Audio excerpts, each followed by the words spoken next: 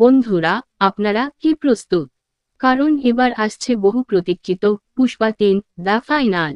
The rise এবং the rule আমাদের দেখিয়েছে পুষ্পা রাজের উত্থান এবং রাজত্বের সংগ্রাম। কিন্তু এবার সবকিছু নির্ধারিত হবে এক চূড়ান্ত যুদ্ধে। চলুন জেনে নিই কি হতে চলেছে এই মুভির গল্প এবং চমকপ্রদ মুহূর্তগুলো।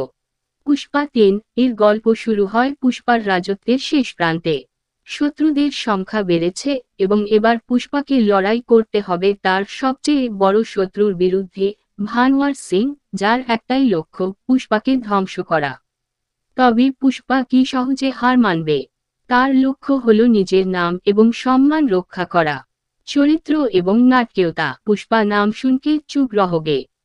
এই মুভিতে আল্লু অর্জুন তার চরিত্র পুষ্পাকে আরও গভীর এবং আগ্রাসীভাবে তুলে ধরেছেন। পুষ্পার ব্যক্তিত্বে যোগ হয়েছে প্রতিশোধ এবং আত্মসম্মানের মিশ্রণ।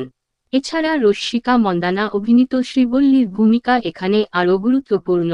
শ্রীবল্লী কি পুষ্পার পাশে থাকবে নাকি তাকে নিজের পথে লড়তে হবে? বড় শত্রু এবং সংঘর্ষ। ভানওয়ার সিং এবার সম্পূর্ণ প্রস্তুত। তার সাথে যোগ হয়েছে আরও শক্তিশালী শত্রুরা। পুষ্পাকে শুধু শারীরিক লড়াই নয়, কৌশলগত লড়াইও করতে হবে। এবং এইবারের যুদ্ধ শুধু ক্ষমতা নয়, বেঁচে থাকার।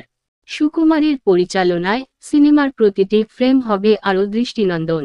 বিশেষ করে একাধিক লোকেশনে শুট করা এই সিনেমায় থাকবে দারুণ ভিজুয়াল ইফেক্ট, অ্যাকশন দৃশ্য, ডায়ালগ এবং আবেগের মিশ্রণে পুষ্পা ৩ আপনাকে স্ক্রিন থেকে চোখ সরাতে দেবে না।